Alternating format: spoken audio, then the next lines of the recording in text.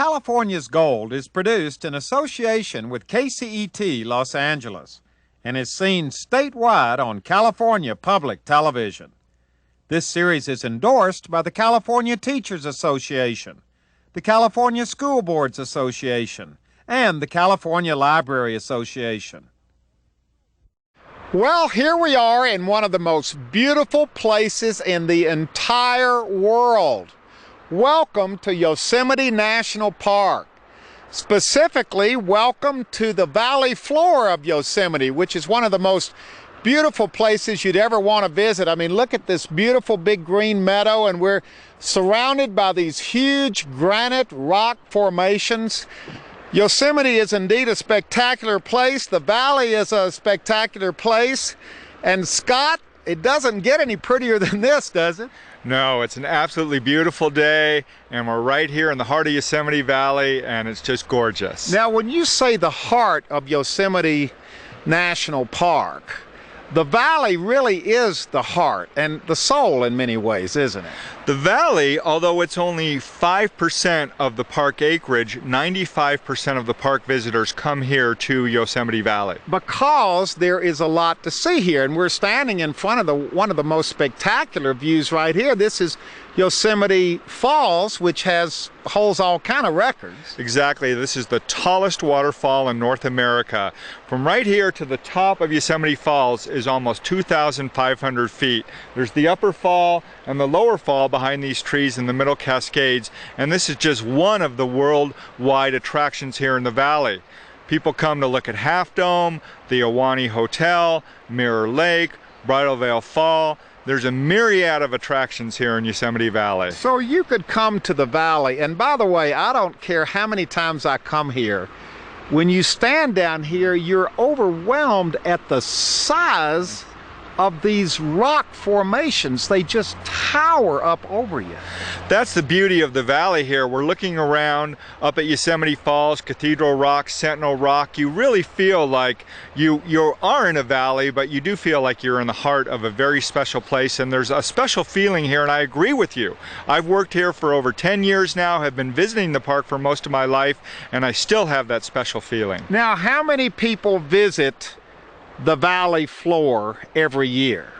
Well, the valley floor, of the 3.5 million visitors, 95% of them, in fact, on a busy summer day, we can have upwards of 25,000 people coming in and out in one day. So it does get busy. Lots of people, into the millions, come here every year to see these main attractions like the Yosemite Falls right here.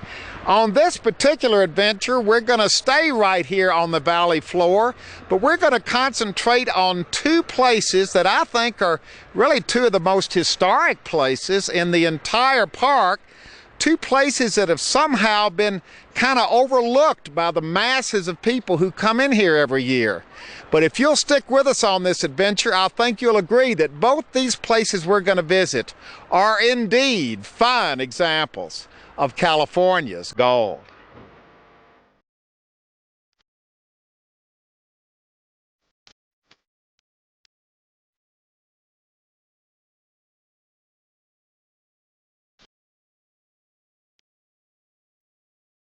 Our adventure begins, and Scott, we are right here beside the main road into Yosemite. That's right, Huell. This is the road that every car in the Yosemite Valley goes by, where people are going to start to look around Yosemite Valley. Okay, we're starting to look around, and look at what we're looking at right now, because this is our first destination, and a beautiful little destination it is. It looks like a picture postcard sitting out here in the middle of the valley. Good morning. Good morning. I'm Huell Hauser. Your name is? Brent Moore.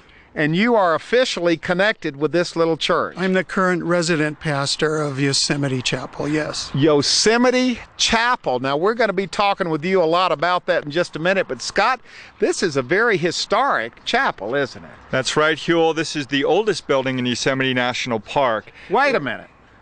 This is the oldest building in Yosemite National Park. That's right. It was built in 1879, and it was actually a little further west in the valley at the base of the 4-mile trail up to Glacier Point. It was moved to its current location, and it was actually raised up. So the foundation that you see it on today was not there when it was originally built, but it was moved, and it's been here. In fact, across the street from us is where the Yosemite Village used to be, and the Yosemite Village was moved after 1950, and this is the only building from the old village that remains, so it's very historical. And it's on isn't it on one of the historic registers? It's one of the 5 buildings in Yosemite National Park that's a registered National Historic Site, and in fact, it was the first building that was a National Historic Site registrant here in Yosemite National Park. So it's very historical, and not only is it historical, but it's functional, and it's used every day. Yeah, it's still used. You're delivering sermons out of here every week, aren't you? Yes, indeed.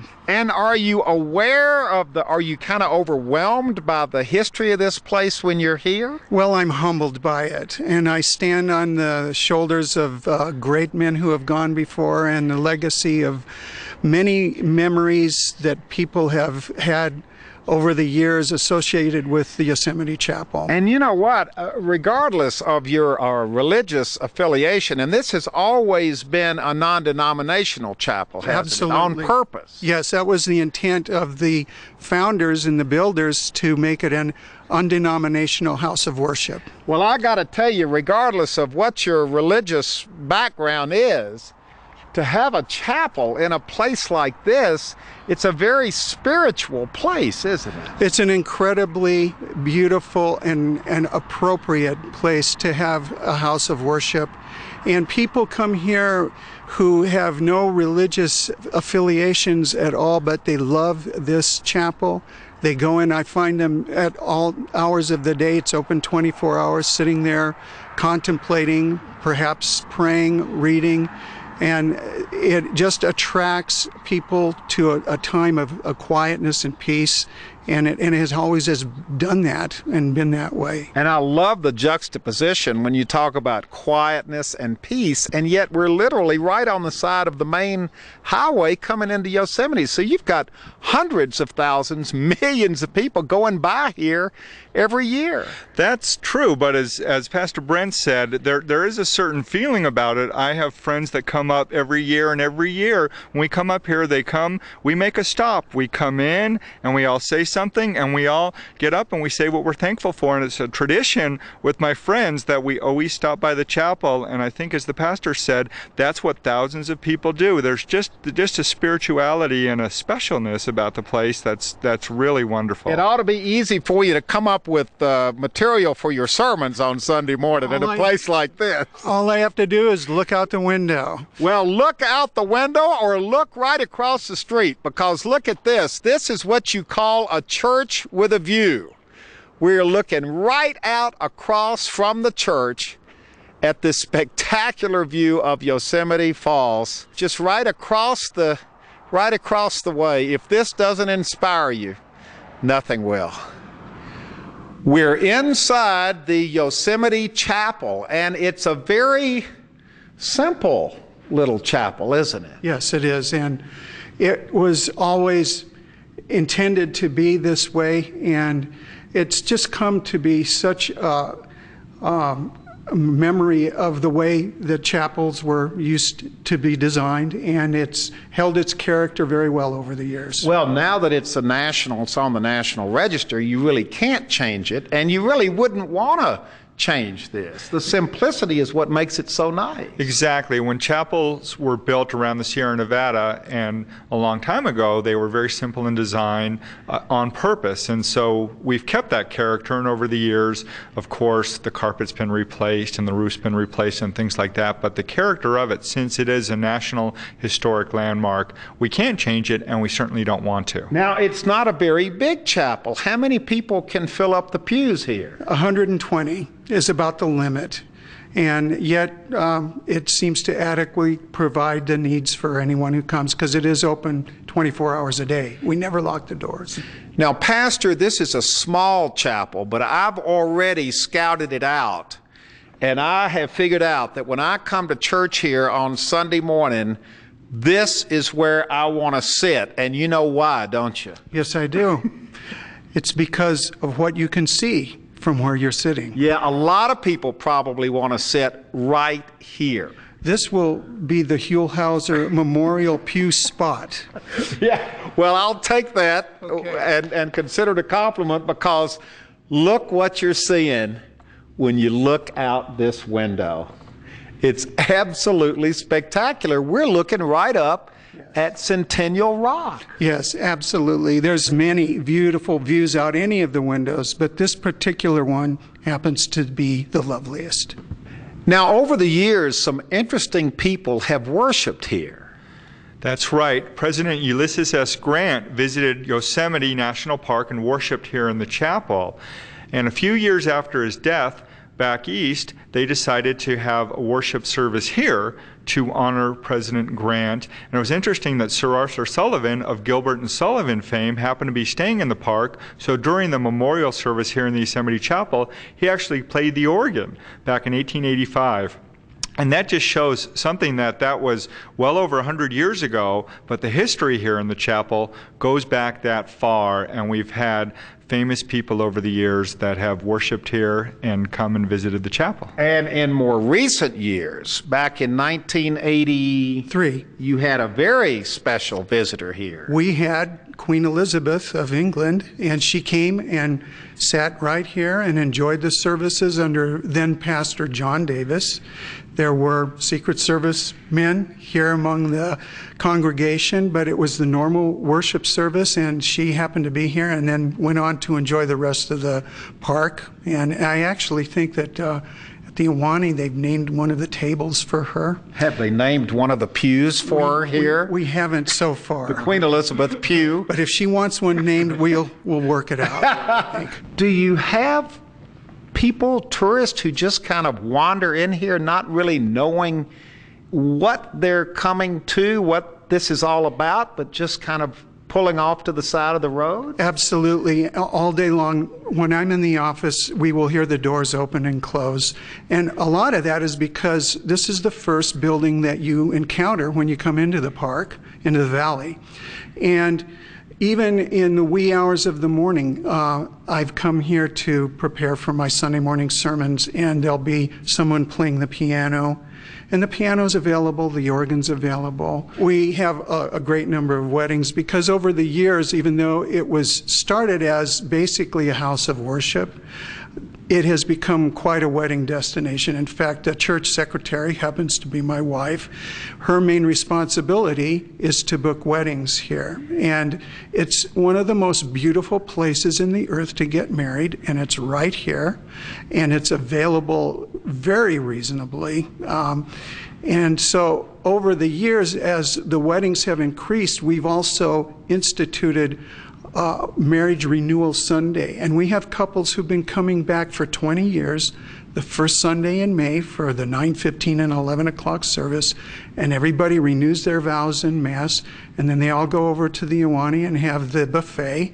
And it's a great tradition. We have a photographer who supplies images of the event for a very nominal fee, and it's just another established tradition that has come to be associated with Yosemite Chapel.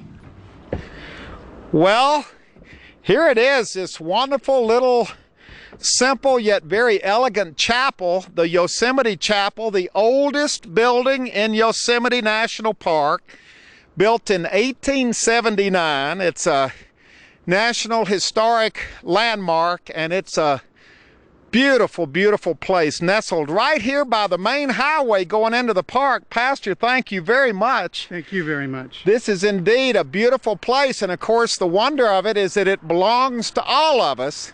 It's available for all of us when we come to Yosemite to visit this little chapel and enjoy everything that it brings to us in this magnificent setting.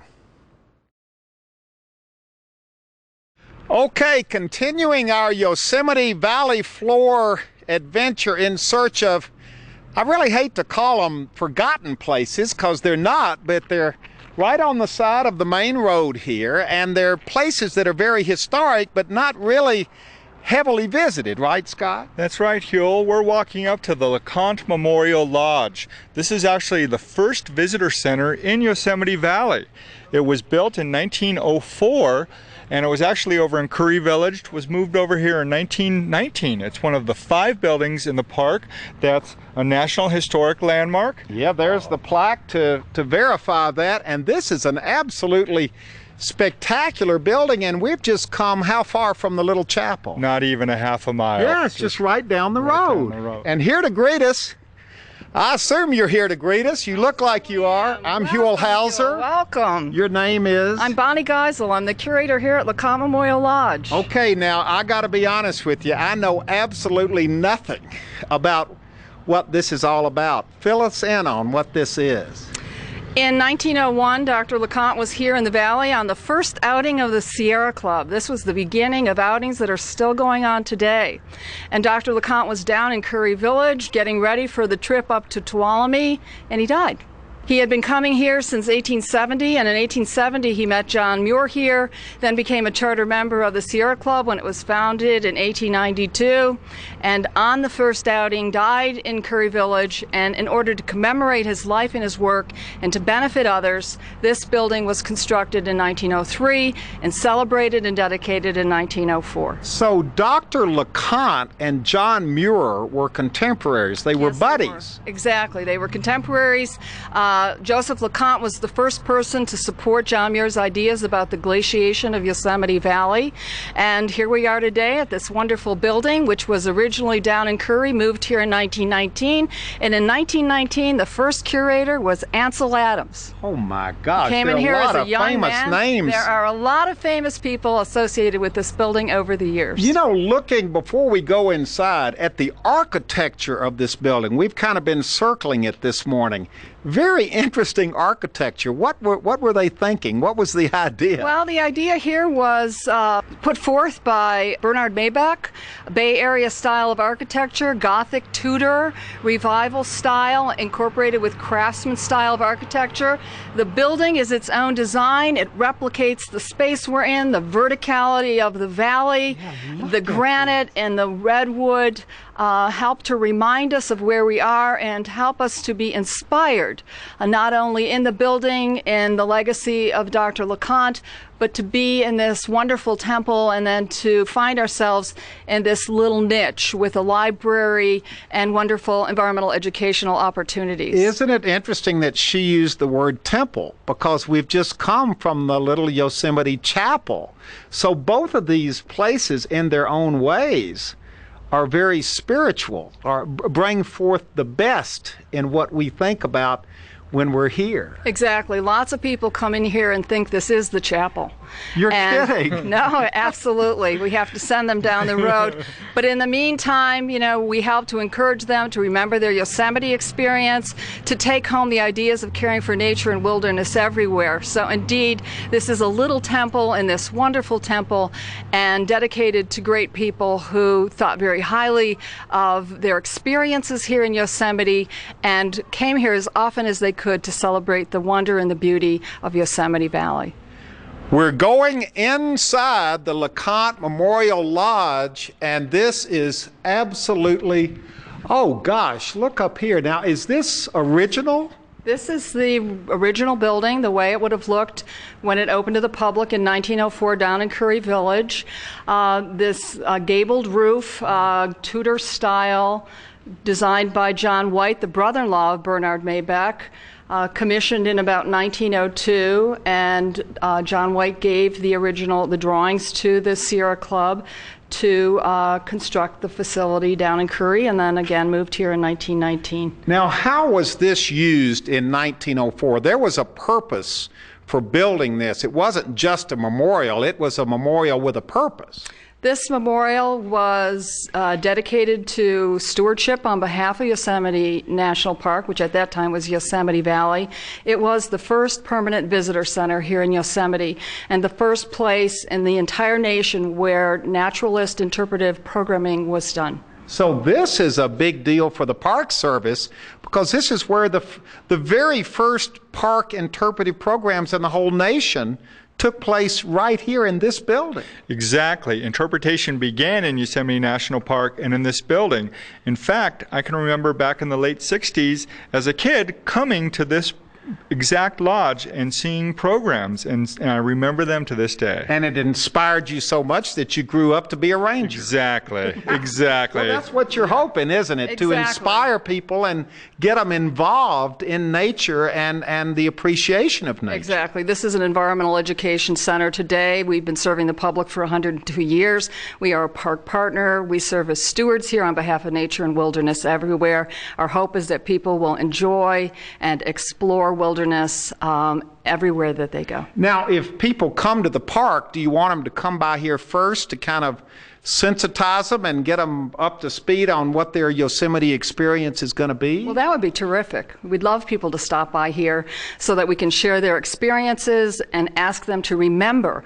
A lot of what we do here is about environmental literacy. We ask people to remember their experience in Yosemite, take it home with them, and continue to perpetuate those ideas about nature and wilderness everywhere. Now, I'm looking over your shoulder here at these green shoes, and I know there must be a great story behind these things. What in the world are we doing with two big green shoes right here in the middle? Well, the idea is that every step should be a green one, that wherever you walk, when you start walking out of Yosemite, out into the rest of your life, that every place you are, you're walking somewhere in nature and wilderness, and we want people to remember that. So they come in here, they trace their feet, they leave messages behind the dates they're here. The feet. Look at this. And, we got a whole basket of traced feet here. We have thousands of people who leave behind their thoughtfulness about nature and wilderness and pledge to take green steps wherever they walk. You know, this is such a wonderful space, and that's obviously LeConte right there. Was that original to the building itself? That was